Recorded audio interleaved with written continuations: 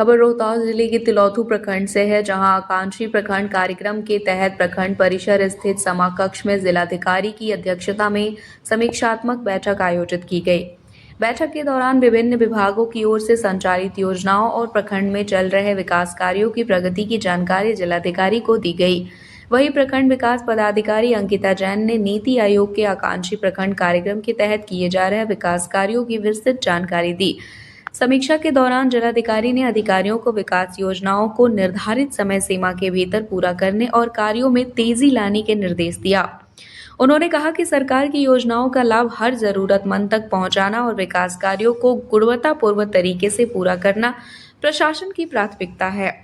वहीं इस बैठक के बाद जिलाधिकारी ने तिलौथू पीएचसी, पतलूका मध्य विद्यालय और आंगनबाड़ी केंद्र का औचक निरीक्षण किया।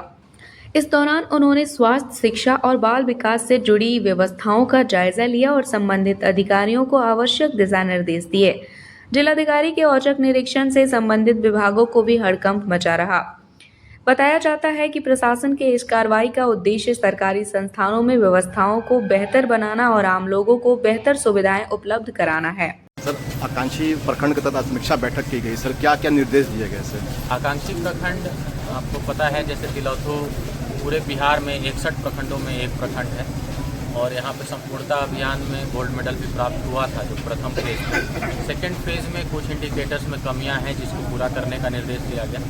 साथ ही यहाँ पे 4 HWC और एक PHC है, जिसमें से एक नेशनल क्वालिटी एश्योरेंस स्टैंडर्ड्स के तहत उसको सर्टिफिकेट प्राप्त है, लेकिन बाकी चारों को प्राप्त नहीं है। उन चारों को जो गैप असेसमेंट है उसको करके और जो गैप्स हैं उसको फिल करने का निर्देश दिया गया है। आने वाले 1-2 महीने में हम लोग कोशिश करेंगे कि पाँचों के पाँचों जो स्वास्थ्य केंद्र है वो NCOS सर्टिफाइड हो जाए। और इसी के साथ ही जो बाकी चीज़ें हैं, जैसे हाइपरटेंशन की स्क्रीनिंग है, डायबिटीज़ का है, TB का है, वो सारी चीज़ों पे भी जो गैप्स हैं उनको पूरा करने का निर्देश दिया गया। एक और चीज़ है कि यहाँ पे अभी प्रखंड का भवन नहीं बना है, प्रखंड के भवन के लिए ज़मीन चिन्हित करने का निर्देश दिया गया है। ज़मीन मिला है, हम लोग उसको कोशिश करेंगे कि जल्द से जल्द उसको सिंचाई विभाग से NOC प्राप्त करके आगे बढ़ाएं। सर, दुतला भवानी मार्ग में